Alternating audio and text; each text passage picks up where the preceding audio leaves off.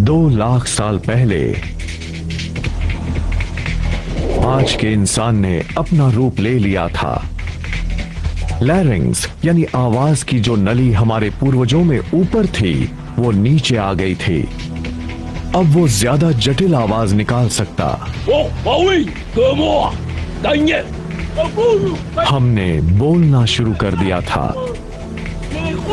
पहली बार कोई जानकारी एक से दूसरे इंसान या एक से दूसरी पीढ़ी तक पहुंचने लगी थी। इंसानों ने दुनिया के दूसरे जीवों के मुकाबले ज्यादा अहम फायदा पा लिया था। हम कह सकते थे कि दादी ने कहा है अगर हाथी नजर ना आए तो हम ज़ीब्रा का शिकार कर सकते हैं। मेरी मौसी कह रही थी कि उनके मौसेरे भाई को नदी के दूसरे किनारे पर पानी का एक सोता दिखा है। इससे सबको फायदा होता था क्योंकि तब कोई भी बता सकता था कि उसे उस खास जगह पर कौन सी नई चीज मिली है। भाषा की वजह से हम एक अकेले कंप्यूटर की बजाय नेटवर्क्ड कंप्यूटर्स बन गए थे और हर जानकारी बांट सकते थे। अब किसी को किसी के अनुभव के सहारे नहीं रहना था। अब हर इंसान किसी और से वो जानकारी पा सकता था जो उसके पास थी। ये बहुत बड़ा फायदा था और कोई और जीव ऐसा नहीं कर सकता था। एक प्रजाति के तौर पर इंसान ज्यादा समझदार हो गया था। अब पूरी दुनिया खेल का मैदान बन गई थी और हम खेलने को तैयार थे। 1 लाख साल पहले इंसान कहीं जा सकता था। हमारे पास फुर्तीले हाथ और प्राचीन हथियार थे। हम बात कर सकते थे, आग को काबू में रख सकते थे। अब हम अपने अफ्रीकन घर को और बड़ा कर सकते थे। उस रास्ते पर चल सकते थे जो लाखों सालों में बना था। महादेश यानी कॉन्टिनेंट्स खिसके तो अफ्रीका और यूरेशिया जुड़ गए और उससे बनी एक बहुत बड़ी जमीन जिसका नाम था अफ्रो यूरेशिया। वो करीब 8.5 करोड़ स्क्वायर किलोमीटर में फैली थी, चांद की सतह से दुगनी जगह में।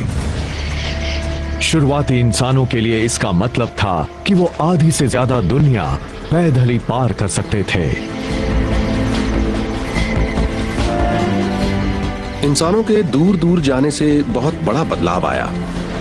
हम उन वानरों में से एक हैं जो एक ही वक्त पर एक से ज्यादा महादेशों में रहते थे। इसकी वजह से हम उन चीजों से बचे हुए थे जिनकी वजह से वानरों के मुकाबले दूसरे बड़े स्तनधारी हमेशा के लिए खत्म हो गए। ये हमें खत्म होने से बचाता था। दूर दूर बसना एक्सटिंक्शन इंश्योरेंस था। लेकिन जब दुनिया हमारे लिए रास्ते खोल रही थी तभी ग्रह हमारे लिए एक मुसीबत बन गया। आइस एज शुरू हो गया। ग्रह अब हमारी पहले से ज्यादा कड़ी परीक्षा लेने लगा था। करीब 50,000 साल पहले ग्लेशियर नॉर्थ पोल से आगे बढ़ने लगे थे। उसी वक्त दुनिया की खोज पर निकला इंसान चाइना और ऑस्ट्रेलिया तक पहुंच गया। 30,000 साल पहले होमो सेपियंस पहली बार यूरोप पहुंच गए। 20,000 साल पहले जब बर्फ अपने चरम पर थी तब इंसान अपनी खोज में नॉर्थ ईस्ट साइबेरिया के बर्फीले टंड्रा तक पहुंच गया।